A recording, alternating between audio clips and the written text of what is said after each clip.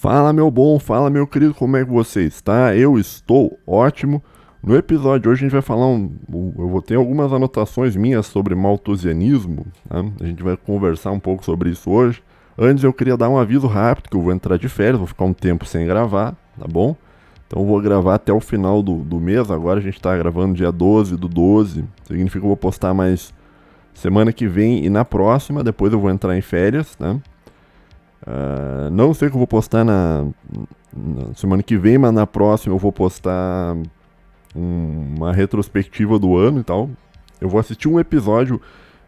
Enfim, eu tenho umas ideias aí pro último episódio do ano, tá? E basicamente é isso. Então eu vou ficar um tempo sem gravar. Agora, já entrando direto no assunto, tá, do episódio de hoje, né? Não sei se eu vou conseguir falar muita coisa aqui, mas sempre que eu digo que eu não vou conseguir falar muita coisa, eu falo 1h30. Mas a gente vai conversar um pouco hoje sobre crise demográfica e malthusianismo, né? A ideia do episódio de hoje, eu acho que ela vem muito de um cara aí, que é um velho conhecido nosso, não digo um amigo nosso, porque a gente não tem intimidade com ele nesse sentido, mas um velho conhecido nosso que é o Newman, o nosso grande novo homem, né? E o Newman, ultimamente, assim, nos últimos anos, eu não sei se ele tá. O Newman, ele tem. Eu não fico zoando o Newman, tá? Porque o Newman, ele tem problema mental, eu acho meio uma sacanagem zoar a pessoa que tem problema mental, né? Então ele tem. Acho que ele tem umas quantas coisas aí, problema, né? TDAH, autismo, talvez uma esquizofrenia, alguma coisa, não sei, né? Tinha uma época que ele tava tomando umas medicação controlada, dizem, né? Não sei, daí. Enfim, daí ele tem umas ideias assim meio fora da curva, né? E ultimamente, nos últimos anos, ele veio com. Ele tá tendo umas. Eu acho que o pensamento dele tá levando ele a um lugar mais malthusiano, né? E basicamente isso que aconteceu essa semana e tal, e eu fiquei pensando, podia gravar um pouco sobre malthusianismo, né? Falar um pouco sobre malthusianismo, né? Mas eu já tenho um vídeo, eu acho, aqui no canal falando sobre isso, né? Então eu não vou. A minha discussão sobre malthusianismo não é uma discussão muito teórica, tá? São mais especulações que eu tenho aqui sobre o malthusianismo, né? Caso você queira uma explicação talvez um pouco melhor, você volte aí nos episódios do NVP, e acho que eu tenho um episódio falando sobre malthusianismo. Não sei se é o mesmo que eu falei sobre atomismo social, acho que não, tá? Mas vamos pelo começo, assim, ó. Pro ouvinte que eu sei que não vai voltar lá e ouvir o outro, né? Então, o que é malthusianismo? O malthusianismo é uma ideia criada por um cara chamado Thomas Robert Malthus. Tá? É um cara que nasceu em 1766 e morreu em 1834, né? Se você conhece um pouco das datas, você deve saber, tá, ok, se a Revolução Francesa foi em 1789, significa que ele tá mais ou menos naquele período ali do Iluminismo e tal, né? Que na minha opinião, foi um dos períodos que a humanidade começou a dar errado, né? Mas o Thomas Robert Malthus, né, que a gente chama só de Malthus, né? Sobrenome dele, ele era um religioso, né? O que tu pensa, bom, isso é um bom sinal, né? Ele começa assim, bom, ele era um cara religioso, ok, beleza, ótimo. Só que ao mesmo tempo ele era anglicano, inglês e iluminista.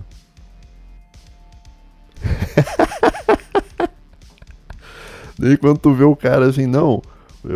Quando tu vê a descrição de alguém, assim, qualquer pessoa, assim, religioso, anglicano, inglês e iluminista, você fica assim, meu Deus do céu. Isso aqui talvez seja quase como um liberal, que se diz liberal conservador, né? O cara é religioso, mas ele é anglicano, ele é inglês e ele é iluminista, que é um negócio completamente antropocêntrico, né? Mas é meio estranho, né? Então ele tinha ali umas ideias, né? Ele era um economista, ele estava pensando com relação a questões de população, né? Ele escreveu um livro, tinha anotado em algum lugar aqui, cadê? O nome do livro dele é An Essay on the Principle of Population. Eu vou botar na tela aí se eu achar, tá?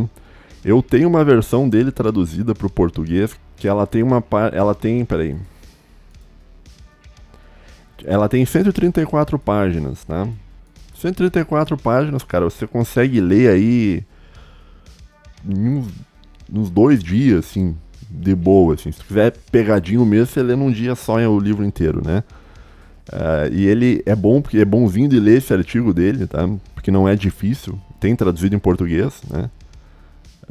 Porque o Brasil, ele é um país atrasado em termos de tradução, mas também não é tão atrasado assim, né? De publicar um livro de 1700 e pouco, ainda não ter traduzido, não. No caso do malthusianismo tem, né? Então tem esse... Agora eu não me lembro qual é que é o título em português. Em inglês é An Essay on the Principle of Population. Eu tava lendo ele em inglês, né, na língua materna original. Ele é um ensaio de 134 páginas. Qual é que é? Só um pouquinho aqui. Deixa eu ver se eu acho que o problema é que agora eu salvei esse PDF em algum lugar aqui que eu não vou conseguir achar. Queria achar o título em português. Tem em português, tem em inglês, tá tudo... Enfim. Tá?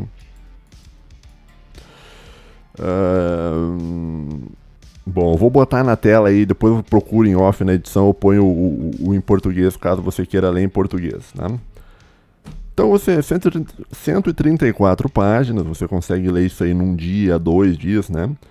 E ele é bem interessante de ler porque ele é dividido em muitos capítulos pequenos, né? Então essas 134 páginas, ela tem quase 20 capítulos, são 19 capítulos, né? Então dá tipo, sei lá, 20, quanto que dá? 20 por 134, vamos botar aqui, ó, 19, peraí, 134 dividido por 19... Cara, cada capítulo tem em média umas 7 páginas. Tá? Então é um livrinho assim que tu pega assim, vou dar uma lida sobre tal coisa. Tu pega e senta ali, cara, 20 minutos você lê e você entende o que ele quer dizer, tá? Então é um livrinho bom de ler, bacana, né? Ele fala sobre muitas coisas, tá? Mas a parte importante para nós é uma parte que está lá no capítulo 2, onde ele vai falar de uma relação de produção de alimentos e população.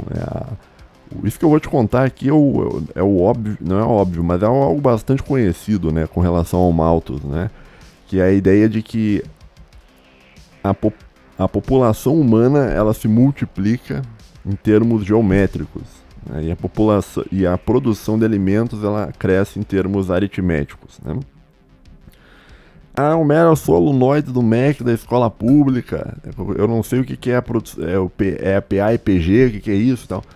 Cara, a progressão aritmética, o valor ele vai crescendo de um ponto de vista fixo, somado, né? Então, sempre somado o mesmo valor, né? Então, por exemplo, 1 mais 2 igual a 3. Daí 3 mais 2 igual a 5. Daí 5 mais 2 igual a 7, né? 7 mais 2 igual a 9, entendeu? Então, cada período, acho que chama na matemática, tu soma o valor fixo, né? É uma soma. Enquanto que a progressão geométrica ela é uma multiplicação. Então, 1 vezes 2, 2. Né? 2 vezes 2, 4. 4 vezes 2, 8, entendeu? Tu vai multiplicando, né?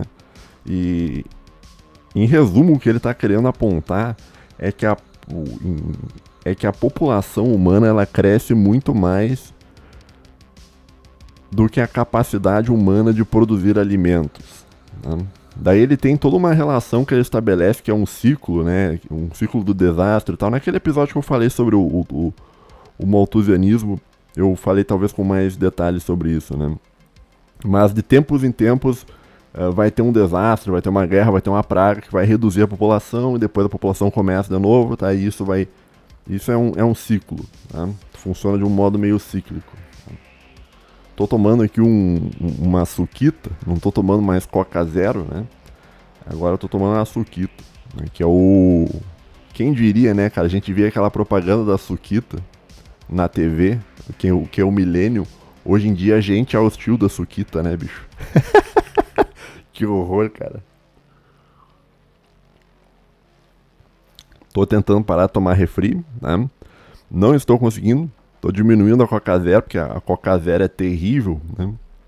Em vez de açúcar, a Coca é ruim, tá? Porque é muito açúcar. Agora, A Coca Zero não é açúcar, a Coca Zero é sal, entendeu? Os caras põem sal no negócio, você toma o sal, sódio assim, pesado. Então eu tô reduzindo aos poucos, tô parando com os alimentos, com as Coca Zero, agora tô tomando os refri normal. Depois do refri normal eu vou parar tudo, né? Enfim. Bom, mas daí naquele episódio onde eu falei pra ti sobre malthusianismo, né? Eu te mostrei provavelmente, eu não me lembro exatamente o que eu falei, mas se eu falei de acordo com a doutrina do Malthus, né? Eu te falei que o Malthus, ele supostamente ele foi refutado, né? Então ele afirmava assim, olha, a gente não consegue produzir tanto alimento quanto a gente consegue se reproduzir, né? E isso gera uma série de crises, Mas ele foi refutado no sentido de que hoje em dia é possível você produzir a produção de alimentos, ela consegue não só em muitos casos acompanhar o crescimento populacional, mas ela consegue muitas vezes ultrapassar o crescimento populacional. Né, um exemplo que se pode dar é com relação ao Brasil, né? O Brasil ele tem 200 milhões de habitantes e o último dado que eu tinha visto sobre a produção de alimentos do Brasil é que o Brasil ele produz alimentos o suficiente para 1 bilhão e 300 milhões de pessoas, algo assim, né? Então a gente produz o suficiente para nós, né? E ainda exporta um monte de alimento, né? Agora, talvez o ouvinte esteja pensando, mas tem pessoas que passam fome no Brasil e papapá, aquela coisa toda, né? Assim, ó, mas isso aí não é você até poderia entrar na discussão sobre isso, mas eu não acho que isso é o ponto da discussão do vídeo, tá? Porque eu acho que a questão de você ter pessoas passando fome no Brasil, apesar de tudo, de gente produzir um monte, isso é um problema de uma distribuição de renda, é um problema econômico, não é um problema de produção. Em termos de produção, o Brasil consegue produzir mais, tá? É nesse sentido, tá? Eu estou tentando trazer a discussão por um ponto de vista de produtividade, né? Em termos de produtividade, o Brasil ele produz muito mais do que ele precisa, tá? Então, meio que e isso não vale só para o Brasil, né? A Revolução Verde lá, agrícola e tal, que aconteceu no mundo inteiro, né? Com a tecnologia, né? Ela acabou aumentando em muito a produção, né? E a gente tem muito alimento, né? Você pode até questionar a qualidade do alimento, né? Mas a gente tem bastante alimento, né? Você pode questionar a qualidade porque a gente pensa, né? O quanto de alimento orgânico que a gente consegue comer. Muito pouco, né? Porque o alimento orgânico, ele é aquela coisa que eu sempre falo sobre o alimento orgânico, né? Ele é a metade do tamanho pelo dobro do preço, né? Então fica difícil do brasileiro ter. Mas o fato é que, né, a tese do Malthus, né, ela foi refutada ao longo da história, né? Então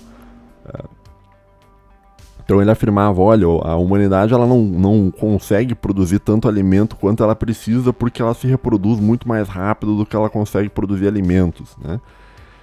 E na verdade não, tá? Na verdade a gente consegue produzir muito alimento, talvez bem mais do que a gente consiga se reproduzir, né? Esse é um exemplo que a gente tem aí, é o Brasil, né? Então meio que isso é uma discussão interessante, porque eu tava lendo, acho que aquele episódio que eu gravei no passado sobre malthusianismo, eu ainda não tava lendo tanto filosofia da tecnologia, né?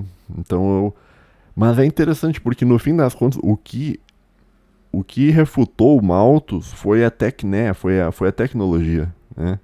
Então a tese dele foi provada errada por causa do avanço tecnológico, né? E daí você olha e você pensa, então talvez a tecnologia é algo muito bom, algo muito maravilhoso, né? Pô, a tecnologia gerou muito alimento e tal, olha que beleza, que maravilha, né? O que será que pode... Será que tem alguma coisa que pode acontecer errado? O que isso... Ai, cara. Tá, o que acontece é o seguinte, cara. De fato, a tecnologia ela refutou o Malthus, isso é verdade, tá? Só que ao mesmo tempo, a tecnologia ela garantiu a implementação de tudo que o Malthus dizia que precisava ser implementado, tá? Ou seja, a mesma coisa que refutou o Malthus, que é a tecnologia, que refutou a tese dele, né, é a mesma coisa que está sendo usada para aplicar a tese dele sobre o aumento populacional. Né? Por quê? Porque quando ele fala sobre a progressão aritmética e a progressão geométrica e a população e tal, ele dá meio que uma solução para o negócio. Tá? Não é uma solução que você gostaria, tá? Mas é uma solução. Aí talvez o Newman talvez o Newman gostaria dessa solução, né? Bom, ele dá ele sugere alguns métodos, né, de controle para evitar esse problema, né? Que vai ser um método de ter alguns exemplos aqui, né? O primeiro método de controle é você pregar a abstinência sexual. Tá? É você pregar que as pessoas não se engajem em atos reprodutivos reais, tá? Então, o Malthus, na época dele, ele jamais imaginou que ia ter internet, ele jamais imaginou que ia ter o Xavier Vídeos, que você fica assistindo Esther Tigresa no meio do mato, lá na Amazônia, numa estrada de terra. Ele jamais imaginou que ia ser possível que a tecnologia avançasse tanto, né? Mas o fato é que esse tipo de site, né, que tu assiste lá pornografia, acaba fazendo a consequência direta disso é que tu acaba não se engajando na atividade sexual real, tá? Então, o teu desejo sexual, que deveria ser uma coisa que te leva a você encontrar um parceiro reprodutivo, pelo menos foi assim da humanidade inteira até agora, esse desejo sexual ele é esvaziado pela tecnologia de sites dessas coisas aí, né? Então, meio que o Malthus pregava que as pessoas tivessem abstinência sexual, né? Sexual, que elas não transassem, né? E a tecnologia meio que favoreceu que isso acontecesse, né? Quer dizer, então o cara fica em casa, bate uma ali e não vai buscar ter um contato real com alguém, né? Uma relação interpessoal normal e saudável. Não, o cara vai ficar em casa. Tá? Isso vale tanto pro homem quanto pra mulher. Tá? A mulher também faz isso, né? Ela só não declara abertamente que faz isso, mas ela também fica assistindo esse tipo de coisa, tá? Talvez não tanto quanto o homem, porque... Como é que eu vou te explicar?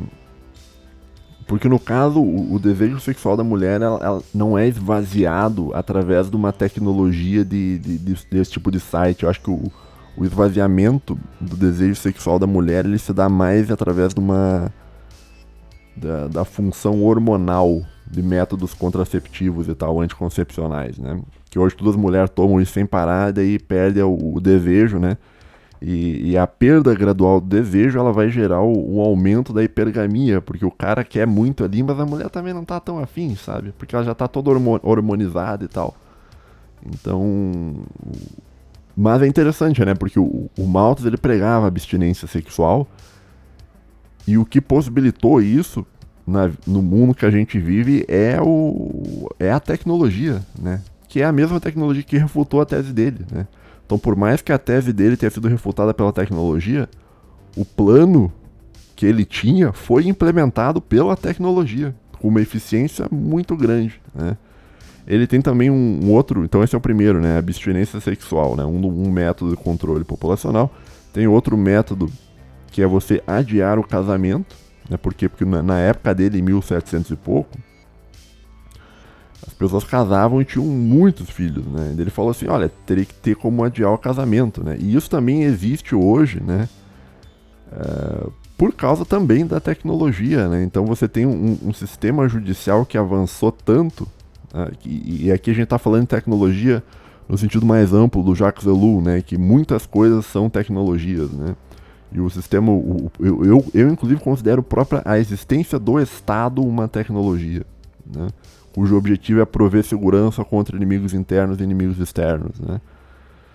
Mas a tecnologia do sistema judicial, né, ela faz com que você tem varas de família, o cara perde metade das coisas e tal, e isso faz com que o homem não case, né? Nem o homem nem a mulher case. Então, É bastante interessante também nesse ponto, né? E o fato de existir aplicativo de relacionamento hoje, né?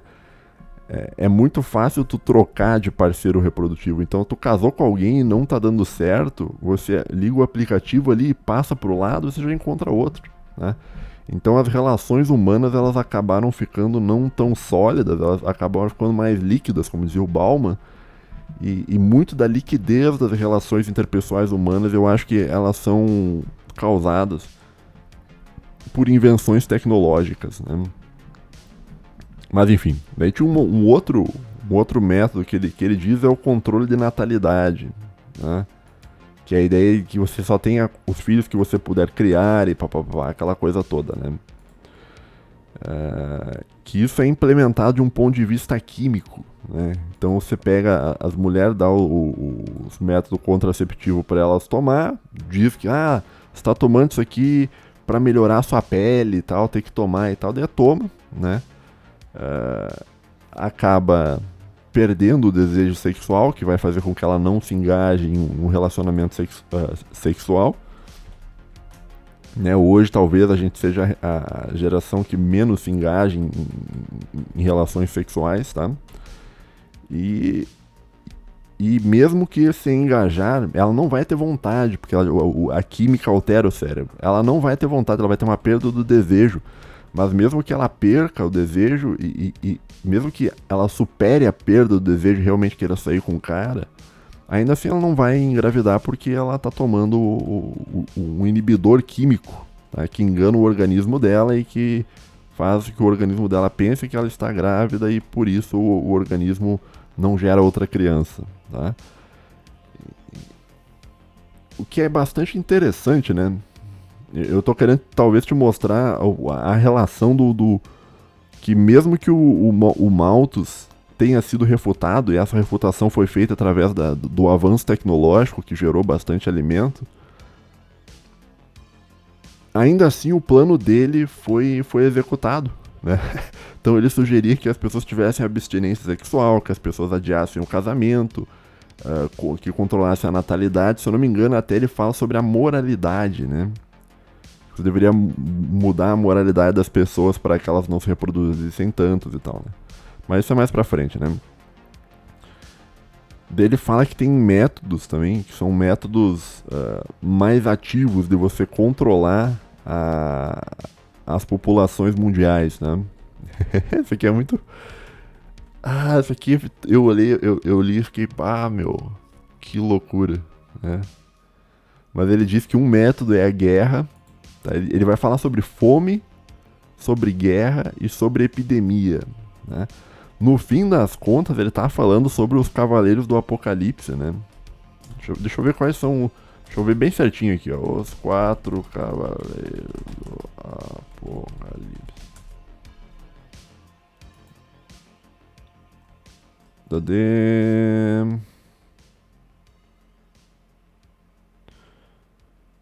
Os 4 cavaleiros são personagens descritos na terceira visão profética do apóstolo João no livro bíblico de Revelação ou Apocalipse. Os 4 cavaleiros do Apocalipse são, respectivamente, Conquista, que talvez seria o atual imperialismo, não sei. Conquista, guerra, fome e morte, que para o cristão irão acontecer antes do fim de todas as coisas, né? Olha que interessante isso daqui, hein?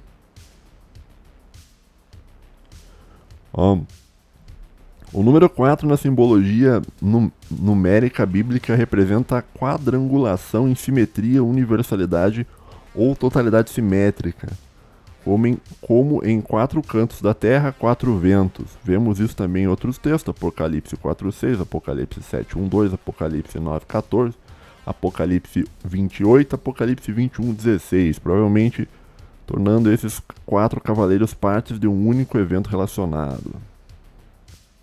Cavalos e cavaleiros. Em muitas culturas, o cavalo... tô abrindo um parênteses aqui, mas eu só queria dar uma olhada nisso aqui que parece interessante. Em muitas culturas, o cavalo é um símbolo de impetuosidade, e impulsividade relacionada com os desejos humanos, além de ser associado com água e fogo por serem muitas vezes incontroláveis. Né? A água é incontrolável, o fogo é incontrolável. Também é tido com a relação com o divino, servindo de guia das almas, sendo muitas vezes enterrados junto com seus donos. Exprime também vigor e virilidade, por vezes simbolizando a juventude. No contexto histórico, principalmente nos campos de batalha, o cavalo era treinado muitas vezes para matar soldados com suas patas ou sua boca. Portanto, nessa narrativa, esses cavalos e seus cavaleiros podem representar uma cavalgada com toques de guerra, trazendo suas consequências por onde passam. As cores dos cavalos dizem muitos dos respectivos cavaleiros, como branco, vermelho, preto e amarelo. Branco, pureza, santidade, régio. Vermelho, sangue, assassinato, guerra. Preto, obscuridade, peste, maldição. E amarelo, corpo em decomposição e morte. Né? Interessante. Oh, que da hora isso aqui. Isso aqui não estava no meu roteiro aqui. Seus apetrechos mostram características a respeito do papel que desempenham ou a consequência de sua cavalgada. Né? Então, um carregava um arco e uma coroa, né? Que é o símbolo da guerra e poder. Se bem que o negócio do arco, que não está escrito isso, mas eu vou dizer assim, a ideia do arco, a seta, né? A ideia de flecha, né? Que o arco dispara a flecha, né? Isso aí pode ser interpretado como uma acusação, né? Tipo, quando alguém tá apontando pra alguém, tá mostrando uma seta pra alguém, né? Isso aí é bastante discutido lá no terceiro segredo de Fátima e tal, né? Do bispo vestido de branco e tal. Mas, enfim, isso aí é um outro assunto, né? Espada. Principal arma dos exércitos antigos, usada como símbolo de assassinato. Balança. No contexto denota desigualdade ou injustiça, no caso de alimento. E jarra, que simboliza a peste, né? Traz a peste dentro. A ordem em que são chamados revela uma sucessão progressiva, pois eles não são chamados ao mesmo tempo, levando muitos a associar essa visão com o acontecimento do início do século XX, chegando à conclusão que o final das 70 semanas seria de 1914, o primeiro cavaleiro Jesus... Chegando à conclusão que o final das 70 semanas seria 1914, o primeiro cavaleiro Jesus Cristo e os outros cavaleiros finais de sua presença, Mateus 24, 3, 21. Né? Tá, enfim, né? O ponto que eu queria mostrar, tem até uns desenhos, umas representação. Ó. Guerra, o cavaleiro vermelho. Fome, o cavaleiro negro. Morte, o cavaleiro baio, que é amarelo esverdeado. A cor do cadáver que se decompõe. E o da peste, não, da conquista, na verdade. Qual é que é a cor da conquista? Diz a Bíblia que ele é o mais seguido de todos, que remete a Zacarias 10, 3, 5, onde o profeta reúne seu rebanho e segue após ser coroado, travando batalhas contra seus inimigos, pregando. Esse cavaleiro faz pensar nos partos, cuja arma característica era o arco, terror do mundo romano no século I. A palavra arco pode significar um arco da morte, né, ao invés de arco e flecha, né? Fenômeno de muita representatividade simbólica, também associado por seitas pagãs, segundo estudiosos, a figura do anticristo. Então o arco é um símbolo do anticristo. O arco-íris nessa esteira representa a ligação da mente do homem com forças cósmicas, as quais, de acordo com a Bíblia, seriam forças espirituais da maldade, né? Então aqui, né, o que significa um arco-íris, então, né? Então não vou falar disso aqui não, cara.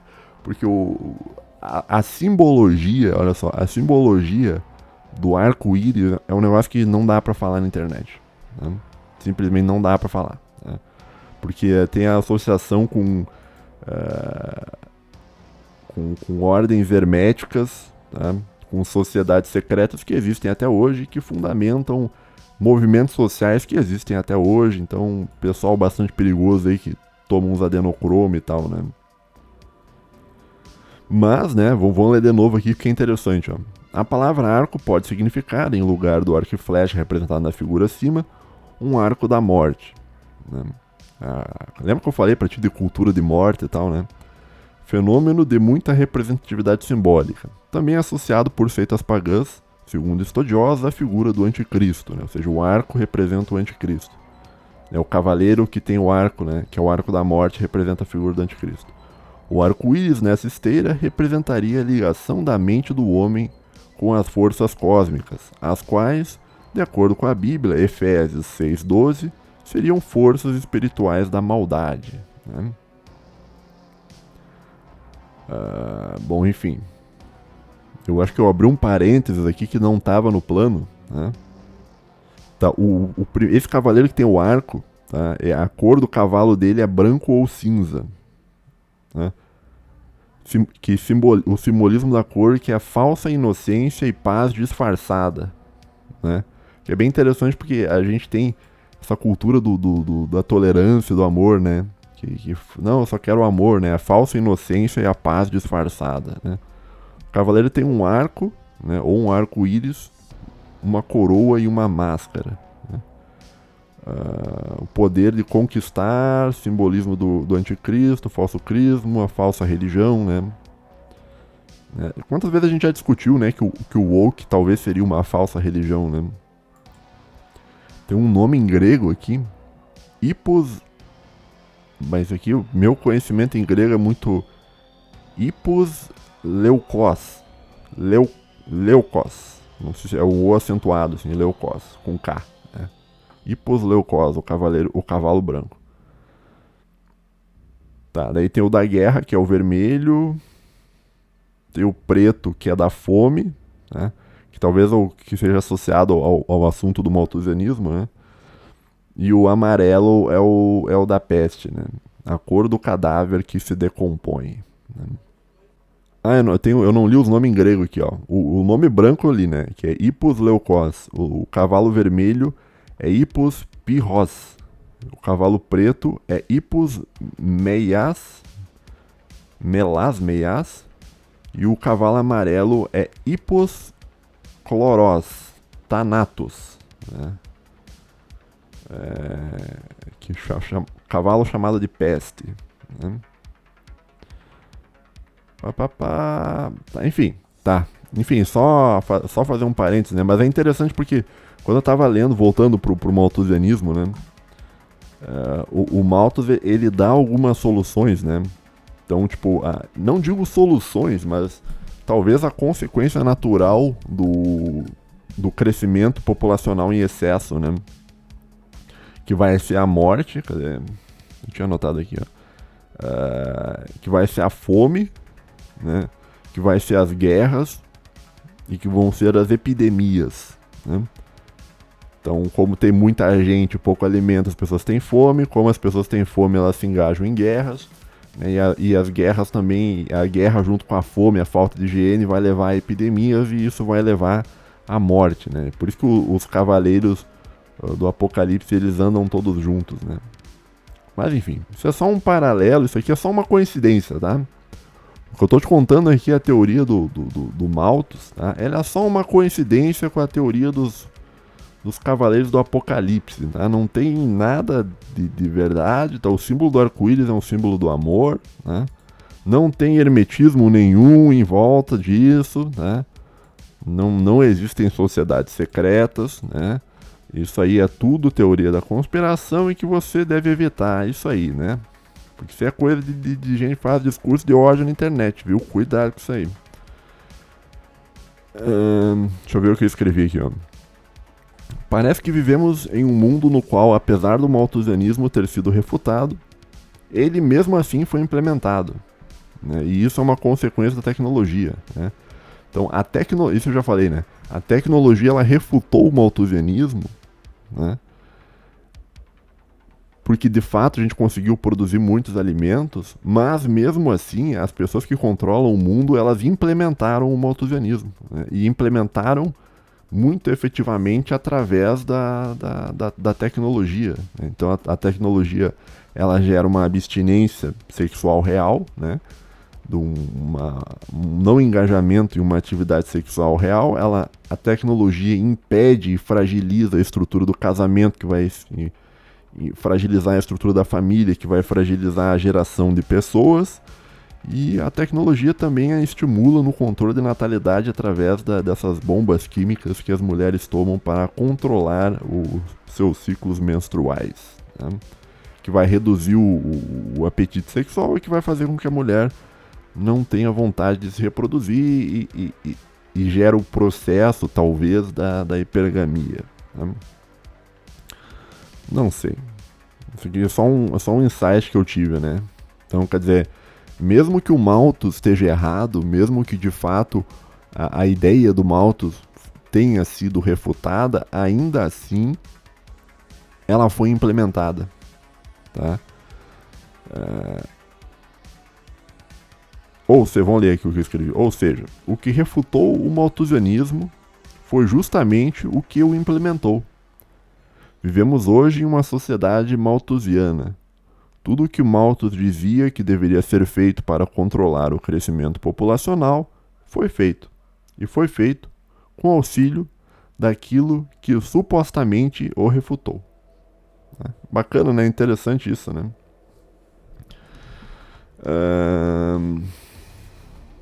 Deixa eu ver quanto tempo que eu falei aqui. Tá, ainda dá pra falar mais um pouco. Tá, aqui eu anotei aqui uns pensamentos meus a respeito disso, né? Que é... E se o Newman estiver correto, né? Se o Newman e as elites estiverem corretas, né? E se de fato existiu um limite material no mundo, né, que sustente a humanidade, né? Quando a gente está falando do malthusianismo, né, quando ele está falando da produção de alimento, no fim das contas, em última análise, ele está falando sobre um limite material, né? Então seria materialmente impossível sustentar tanta gente, né? Então a gente está falando em existe um número X de fazendas que podem ser feitas que vão sustentar um número X de pessoas, né? Isso é uma limitação física, uma limitação do mundo, né? E eu botei um exemplo aqui, tá? Esquece a relação de alimento, porque a tecnologia meio que refutou isso, né? Mas em outros exemplos eu acho que isso é bastante verdadeiro, tá? Eu anotei um exemplo aqui, que é o exemplo dos imóveis, né? Então hoje, né, é muito difícil a gente ter alguma coisa, né? A gente ter uma casa, ter um apartamento, né? Então, no passado, vamos voltar um pouco no passado. No passado não existiam apartamentos, tinha menos gente, tá? E todo mundo tinha casa, né? Agora, hoje em dia, quase ninguém tem casa, todo mundo mora em apartamento, tá? Mas o apartamento em si, ele é uma invenção tecnológica muito boa, porque você pega o espaço físico que uma casa ocuparia, né? E em vez de botar uma família dentro, tu põe 20, 30 famílias dentro e subindo os andares, né? Sei lá, faz um prédio de 20 andares, com 3 apartamentos por andar, tu põe 60 pessoas, 60 famílias num ambiente onde no passado caberia uma só, né? Então você acaba... A tecnologia, nesse caso, ela superou o limite físico que uma casa teria, né? Você não tem como botar 60 famílias dentro de uma casa, mas você tem como botar 60 famílias dentro de um apartamento que ocupa a mesma área física de uma casa, tá me entendendo? Então a tecnologia, além dela multiplicar a produção de alimentos do jeito que ela multiplicou, né, ela multiplica o espaço físico do mundo, tá me entendendo? Não sei se eu tô claro no que eu tô dizendo, né? Só que ao mesmo tempo tem um porém, né? Por mais que a tecnologia tenha avançado e de fato hoje seja muito mais fácil construir um prédio, né? Tenha muito mais tecnologia que deixa o processo mais barato, né? Então, por exemplo, um chinês, quando ele vai produzir um prédio, tem a globalização junto, ele vai comprar material do lugar mais barato possível do planeta. Sei lá, o Brasil, por exemplo.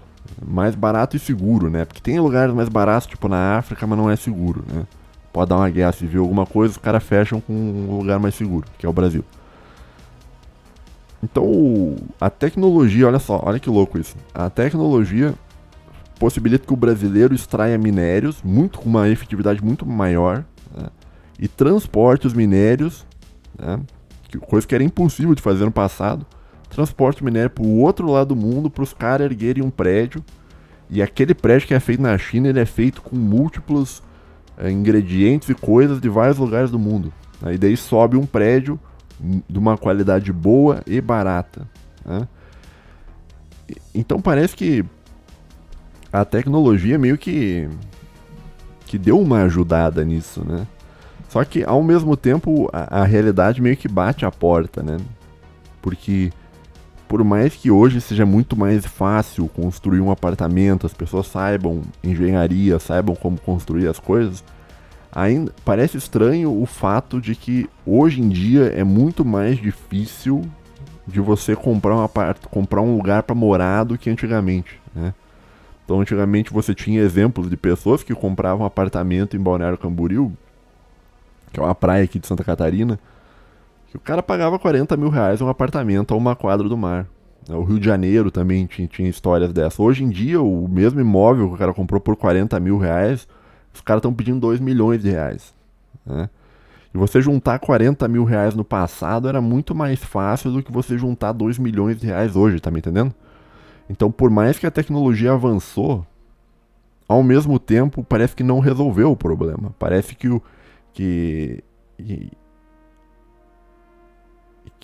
não sei, cara.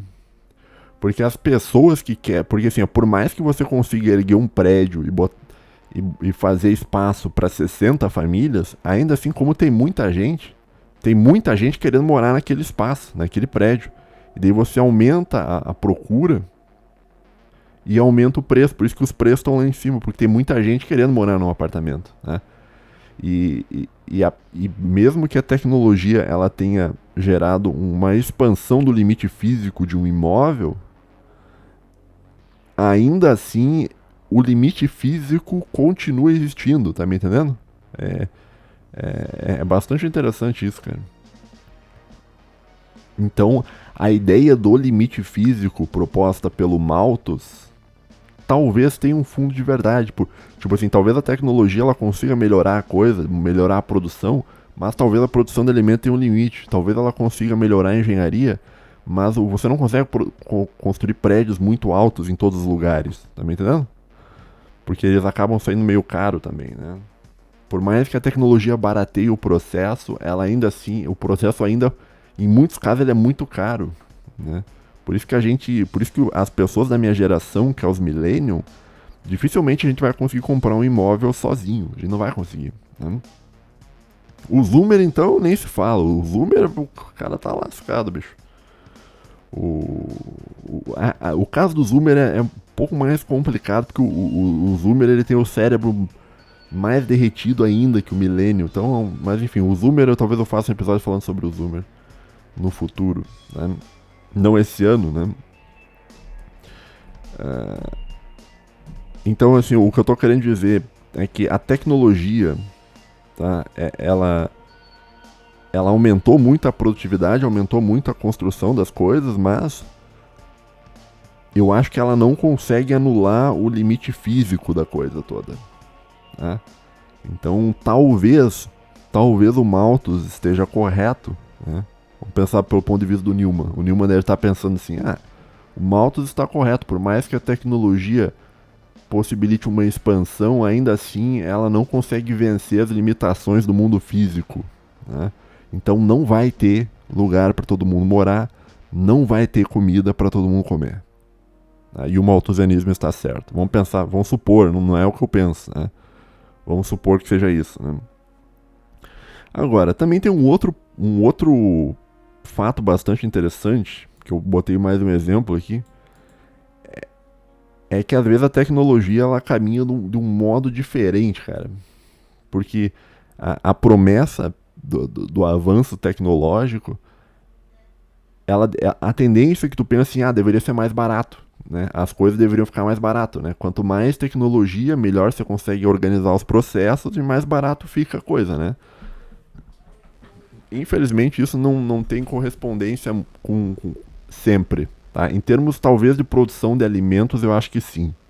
Tu consegue produzir mais no hectare e tal, como tu tem uma oferta muito grande, você diminui o preço, né? Mas em muitos casos, né, a tecnologia acaba encarecendo o processo. Então você tinha um processo que era bastante simples de ser feito, né, que quando você joga muita tecnologia em cima do processo, você acaba encarecendo o processo, né? Vou te dar um exemplo para ficar mais fácil de tu entender, né? Mas a consequência da implementação tecnológica e o encarecimento do processo é que você vai privar o pobre de ter aquilo, de ter aquele determinado bem, né? Um exemplo que eu botei aqui são os carros modernos, né?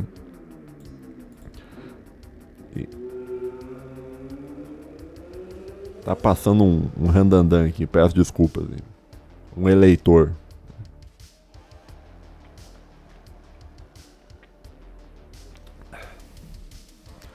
Bom, eu tava falando sobre carros, né? Então, no passado, os carros eles tinham uma tecnologia muito baixa, muito ruim, tá? E daí o pessoal fala, beleza, vamos tentar melhorar a tecnologia, né? E de fato a tecnologia foi melhorando os carros, tá? Só que aconteceu uma coisa estranha, que é o seguinte, conforme a tecnologia foi avançando, o preço do carro também foi aumentando, né? Porque um processo tecnológico, quanto mais complexo ele é, a tendência é que ele encareça, né? Então um carro antigamente ele tinha uma fiação elétrica muito simples, né? Então tinha um fio aqui que ligava a luz, outro fio que ligava não sei aonde e tal. E hoje em dia não, bicho. Hoje em dia um carro desses que se chama popular, né? Que não é mais popular, né? Mas ele tem dentro dele, cara. Esse dia eu tinha visto uma matéria, pena que eu não separei aqui. Mas um carro desses comuns, tá? Ele tem dentro dele, cara, quilômetros e quilômetros de fios, cara. Fios de cobre, sabe? Fiozinho pequenininho, né? Pra fazer sistema elétrico. Então, quer dizer, um carro, tem sensor não sei aonde, né? Tu liga lá o computador de borda, assim, aparece um monte de ícone, né? Cada ícone é um sensor integrado a um computador dentro do carro, né? Então, um carro antigo, tá? Ele era feito de um modo que a manutenção dele poderia ser feita pelo próprio dono. O dono poderia aprender como fazer a manutenção do carro e fazer ele mesmo a manutenção.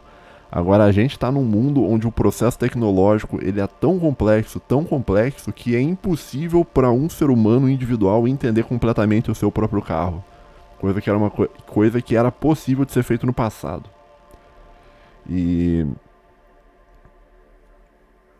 na verdade, assim, a coisa tá cada vez pior, né? A coisa tá cada vez pior. Porque o carro, ele tá cada vez mais complexo. Se tu for pegar aqueles carros elétricos, bicho, se dá algum problema no carro elétrico, bicho, tu tem que levar o carro pra um programador ver o que tem o carro. O cara liga um PC do lado do teu carro, começa a rodar um software ali pra ir testando e conecta com não sei quantos mil sensores dentro do carro, né? E acaba que a manutenção de um carro elétrico, a manutenção desses veículos mais modernos, ela tende a ter um preço muito alto, porque a tecnologia, apesar dela te dar vantagens, em muitos casos ela atrela, ela tem um preço, ela aumenta o preço da coisa, tá me entendendo? Talvez seja isso que aconteça com os apartamentos, né? Talvez hoje a gente tenha apartamentos muito seguros, né? Que quase não cai, né? Os bem feitos quase não caem. É muito difícil cair um apartamento bem feito com as manutenção tudo, né? Agora, se for comprar um lá feito por um miliciano com areia da praia, não sei aonde, lá, daí, né? Mas o apartamento ele é muito seguro, só que eu acho que tem um custo muito grande atrelado, eu acho. Assim como um carro, tá me entendendo? Então, a tecnologia, por mais que ela tenha esse lado benéfico de conseguir expandir o espaço físico, né? Ainda assim ela tem um limite, né? E quando a gente pensa em limite, a gente pensa no próprio carro, né? O carro antigamente, você pega um Fusca antigamente. Um Fusca faz ali 7 km por litro. Tu põe 1 litro de gasolina, você anda 7 km. Né? Os bem reguladinho mesmo, assim, vai uns 8 km por litro, né? Mas pro cara andar 8 km por litro com um Fusca é difícil, né? O cara tem que estar com um Fusca ali, ó, redondinho ali, né? motor feito, tudo ajeitadinho, carburador bem arrumado, entendeu? Ou até com injeção, se quiser botar um kit de injeção. Agora, os carros de hoje, eles melhoraram, tá? Mas não melhoraram tanto. Um carro de hoje, sei lá, um carro de hoje não faz 50 km por litro. Hoje um carro faz aí 12, 15. Eu vou até pesquisar isso agora aqui, ó. Vamos pensar um carro popular que todo mundo tem, Onix 1.0. Quanto um Onix 1.0 faz por litro? Já apareceu aqui na já apareceu aqui na barra de pesquisa. Acho que várias pessoas já devem ter pesquisado isso, né? E qual é o consumo? Aqui, ó. Quantos litros tem o tanque do Onix? Quando se trata de economia, o Onix Joy 2019, carro 2019, desses que tem quilômetros e quilômetros de fios dentro, faz aproximadamente 12,9 km por litro na cidade e 15,6 na estrada, com gasolina. Né? Daí 8,7 na cidade e 10,9 com etanol. Então vamos fechar aqui uns 13, 14, tá? Então antigamente você tinha um Fusca com a manutenção facilzinha de fazer, né? Fazendo aí 7 por litro, 8. Né? Hoje, 60 anos depois, né? O mesmo Fusca, né? Porque faz muito tempo que existem esses carros, né? Foi criado pela Volkswagen, né? Que é uma empresa, né? Que é aquela coisa, né? Nunca pergunte ao homem o seu salário, à mulher a sua idade e a um alemão quem criou a Volkswagen, né? Mas um carro de hoje, o Onix, tá? Vamos assim, ó, ele faz na cidade 12,9 km por litro. Né? Então de fato, você otimizou o processo, que você consegue fazer mais quilômetros por litro, né? Mas não é tanto assim, eu acho, que justifica o aumento gigantesco do preço, tá me entendendo? E não é só o aumento do preço, não é só você comprar o carro, entendeu? Porque esse é o ponto, né? Se tu for reajustar o preço de um Fusca lá dos anos 50 para hoje, talvez ele fique até mais caro que o Onix hoje, né? Só que o problema é a manutenção do negócio. Um Chevette, um Uno, um Fusca, você consegue você mesmo fazer a manutenção do carro. Agora, esses carros mais modernos é impossível. Tá? Tu tem que ter um PhD em engenharia para conseguir entender completamente o processo industrial, porque é um processo muito complexo. Né? Enfim, esse é só um outro adendo, né? Que não tem muito a ver com o malthusianismo, né? É mais um pensamento meu com relação à tecnologia, tá? Que não é bem meu, é um processo que o Jacques Ellul falava sobre isso, né? Mas ele falava que quanto mais avançado é o processo tecnológico, ele dizia que tinha uma consequência, né? Que ele vai dizer que é o descolamento do homem com a moral e tal. Enfim, isso é um outro assunto, né?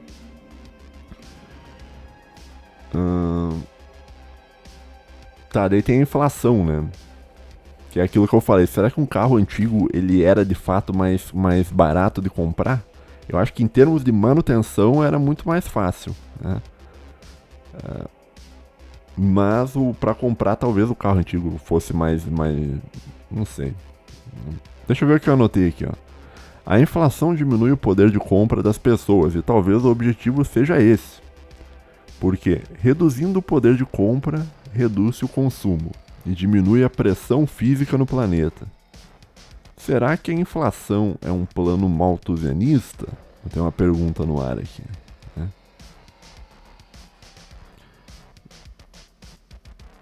Então, por exemplo, a gente pensa assim quando o Newman ele fala defende lá o feminismo e tal, que ele diz que o feminismo ele é uma forma de malthusianismo, né? Ele é um por trás dele tá o malthusianismo.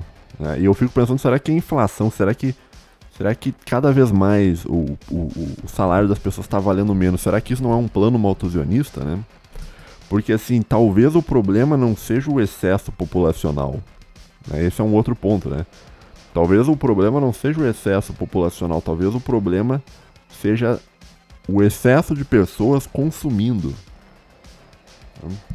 Porque, por exemplo, a Índia, Ela é o país, acho que se não me engano, ela passou a China, hoje é o mais populoso do mundo. A Índia tem uma população gigantesca, né? Mas ainda assim ela não é o maior poluidor do mundo, né? Os maiores, assim. Talvez ela esteja entre os maiores, né? Mas eu não sei se ela é tão grande assim em termos de poluição, né? Eu acho, por exemplo, que a sociedade americana deve produzir muito mais poluição que a indiana. Sendo que a sociedade americana tem o quê? 400 milhões de pessoas, 300 e poucos milhões, né? Então, talvez, olha só, isso tu teria que entrar numa conspiração, mas talvez a inflação seja um plano desse pessoal todo aí, que não dá pra citar, para reduzir o poder de consumo, né? Porque assim, como eles não podem churrascar milhões de pessoas, né? Não que eles não queiram, não que eles não tenham interesse, né? Mas como eles não podem churrascar milhões e milhões e milhões, bilhões na verdade, porque parece que o plano era reduzir a população do planeta, acho que para 600 milhões de pessoas, acho. Mas como eles não podem churrascar, como eles não podem churrascar 600 não sei quantos bilhões de pessoas, eu acho que a alternativa ao churrasco é você inflacionar tudo e daí você reduz o poder de compra desse pessoal todo, né? E assim eles não geram um impacto no mundo físico. Tipo, é um ser humano que vai existir, não vai ter nada, não vai ter experiência nenhuma, tá? Porque vai ser privado ele tudo, porque o salário do cara não vai conseguir comprar nada por causa do plano da inflação descontrolada. E que tipo, ele vai existir ali, mas ele não vai ter um impacto físico, tá? Então talvez nesse sentido a inflação seja um fenômeno malthusiano. Eu não sei o que tu acha, cara. Ou será que a inflação não é planejada? Será que a inflação é, tipo assim, é um negócio que ocorre meio na loucura, assim, vou imprimir dinheiro, pá. Quando vem a inflação, né? Por fim, eu tinha notado mais um ponto, ainda falando sobre malthusianismo e excedente populacional, né? Que é o seguinte, que é uma pergunta, né? Que era o que eu pensava, hoje em dia eu não sei se eu penso mais desse modo, tá? Que é o seguinte, será que as pessoas pararam de reproduzir porque não tem mais espaço, né? E a minha base para essa pergunta, ela vem da natureza mesmo, ela vem dos animais, porque o animal, não esquece o ser humano, pensa em outro animal. Os animais, eles só se reproduzem se eles possuem espaço. Se eles estão muito confinados, com muita gente, eles não se reproduzem, né? Inclusive por isso que é muito difícil você reproduzir um animal em um zoológico, né? Porque o animal meio que, tipo, o software da cabeça do animal, diz assim, software reprodutivo, né? Ele só se ativa quando tiver uma área muito grande em volta do animal, né? Parece que o urso polar são quilômetros e quilômetros de área para ele caminhar para um lado para o outro, né? Por isso que é muito difícil você reproduzir esse tipo de animal em um zoológico, né? Então meio que aparenta, olha só, parece que a reprodução humana ela está associada ao espaço físico. Quer dizer, se você tem se você tem uma casa própria, um apartamento próprio, a probabilidade de você querer achar uma família tende a ser maior, né? Do que se você é um cara que não tem nada, né? Que não mora num lugar seu, tá me entendendo? É meio que é quase como se fosse natural, depois que você melhorou a sua parte financeira a ponto de ter um lugar para morar, você arrume uma parceira reprodutiva. Tá? Mas um animal, tá? Ele tem, na verdade, não é um fator só, não é o fator espaço, né? O espaço é um fator, são três pelo que eu consigo enxergar, tá? O primeiro é o espaço, então para um animal se reproduzir ele precisa de espaço, né? O segundo é alimento, né? Comida, né? Então se você para de dar comida para uma população, ela para de se reproduzir, né? De animais, né? E o terceiro ponto é que o animal precisa estar saudável, né? Ou seja, que o animal precisa não estar doente, né? Então esses são os três fatores, né? Então, num zoológico você consegue resolver a parte da comida pro animal. Num zoológico você consegue resolver a parte da doença, né? Agora, num zoológico você não consegue resolver a parte do espaço, né? Então, em muitos casos você não consegue reproduzir um animal em um zoológico porque não há espaço pro animal se reproduzir no zoológico, né? E eu ficava pensando, será que a humanidade, de certa medida, não funciona desse modo? Será que a taxa de reprodução não seria maior? Olha só. Será que a taxa de reprodução humana não seria maior se todo mundo tivesse um lugar para morar? Se todo mundo tivesse bastante comida? Se todo mundo tivesse saudável? Né? Eu acho que a tendência, em primeiro momento, é de que aumentar a taxa de reprodução. Né? Ou seja, o fato das pessoas. O que reduz a expansão populacional talvez seja o fato que as pessoas não têm espaço. Né? Então, talvez não tenham comida e talvez não estejam doentes. Né?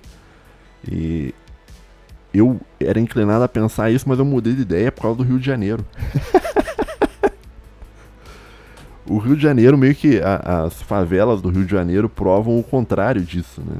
Então lá é um lugar que não tem espaço, né? Às vezes você tem um monte de gente morando no mesmo barraco, né? Você não tem muito alimento, né? E aqui quando a gente tá falando em alimento, a gente tá falando em alimento nutritivo, né? Não um alimento desses genéricos que só engorda a pessoa e deixa a pessoa com um monte de problema e tal, né? Tô falando alimento nutritivo, né? E nas favelas, volta e meia, as pessoas também ficam doentes, né? Porque não tem saneamento básico, né, no negócio. Então, o saneamento básico vai levar a doença, né? Então, muitas vezes você tem pessoas que não têm espaço, não têm comida, e que muitas vezes estão doentes, mas ainda assim elas se reproduzem, né? Então, meio que isso parece meio refutar a ideia de que a reprodução humana está ligada a esses fatores como se o humano fosse um outro animal qualquer. Né? Então, para os outros animais do planeta, esses três fatores meio que explicam, né? Tu precisa de espaço, comida e não estar doente. Agora, o ser humano não. Aí a mesma coisa vale para a Índia também. A Índia é pior ainda. Tá? A Índia é pior ainda que o Rio de Janeiro. A Índia, os caras não têm espaço, não tem comida nutritiva e as pessoas ficam doentes. Né? Então, a explicação de que a queda populacional se dá por causa desses três fatores, apesar de ser algo que explica os outros animais, isso não parece ser o suficiente para explicar a espécie humana. Tá? Esse é o ponto em que eu tava pensando essa semana. Né? Agora, por que eu penso essas coisas? Sei lá, bicho. Sei lá, bicho. Eu só vou pensando, tá? Aliás, eu até penso que talvez a minha vida seria um pouco mais fácil se eu não pensasse tanto sobre as coisas que eu penso, mas infelizmente não é uma opção minha, eu sou assim desde criança, né? Eu não tenho como desligar isso, né? Infelizmente. O que eu tinha anotado aqui? Que eu anotei talvez uma solução para o problema, né? Eu acho que pode ser porque a tecnologia não chega, né? Lá nesses lugares, tipo, na Índia, no Rio de Janeiro, né? Por que a tecnologia não chega?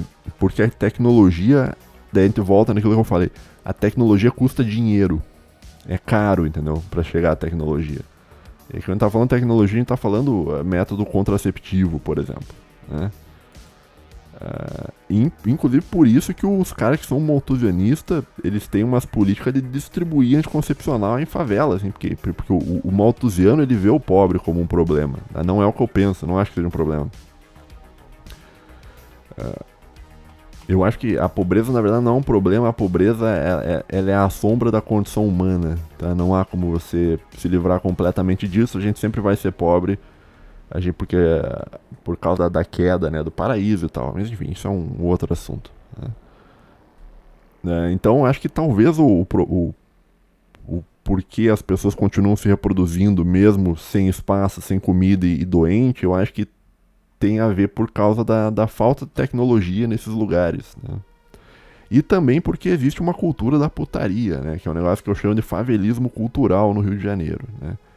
Então você tem pessoas que são que a mídia transforma elas quase em animais, né? Que bestializam as pessoas e levam as pessoas a serem completamente comandadas pelos instintos reprodutivos que elas têm, né? E a consequência do estímulo do instinto reprodutivo é a reprodução, tá entendendo? E eu não sei, cara. Então eu acho que são esses dois fatores que explicam, tá? Então Eu acho que por que as pessoas se reproduzem um monte no Rio de Janeiro, ou na Índia, ou na China, ou em algum lugar, é porque a tecnologia não chegou lá, né? Porque se a tecnologia chegasse, ia chegar método contraceptivo lá e eu acho que ia reduzir, né? E no caso em específico do Brasil, é porque existe o favelismo cultural da Rede Globo, né? Que bestializa propositalmente as pessoas, porque assim elas são mais fáceis de serem controladas, né? Porque você gera um humano não crítico, você gera um humano que responde puramente a estímulos materiais lá, skinnerianos, tá bom? Por fim, o que eu escrevi aqui, ó? Talvez o que estabilize o crescimento populacional mundial não são fatores materiais, e sim a ausência de fatores tecnológicos e fatores espirituais não ascéticos. Eu já falei sobre asceticismo em outros episódios e tal. Tá? E é basicamente isso que eu tinha notado hoje. Não sei se eu te deixei meio depressivo, né? Mas basicamente esses são meus pensamentos sobre o malthusianismo, tá? Tô tentando, tipo assim, o meu estudo sobre o malthusianismo não quer dizer porque eu concordo com o malthusianismo, tá? Não é isso. Mas eu tô tentando entender o ponto, entendeu? Sabe? E eu acho que o malthusianismo, no fim das contas, ele é uma discussão sobre as limitações materiais do planeta, né? E a relação das limitações materiais do planeta com a reprodução humana, né? E eu acho que a discussão, no fim das contas, é essa.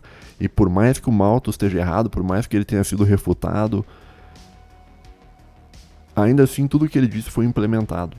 Então hoje você vive em um mundo malthusiano, neo-malthusiano na verdade, mas não bem neo-malthusiano, porque o neo-malthusianismo é diferente do malthusianismo. Esse é um assunto para um outro vídeo.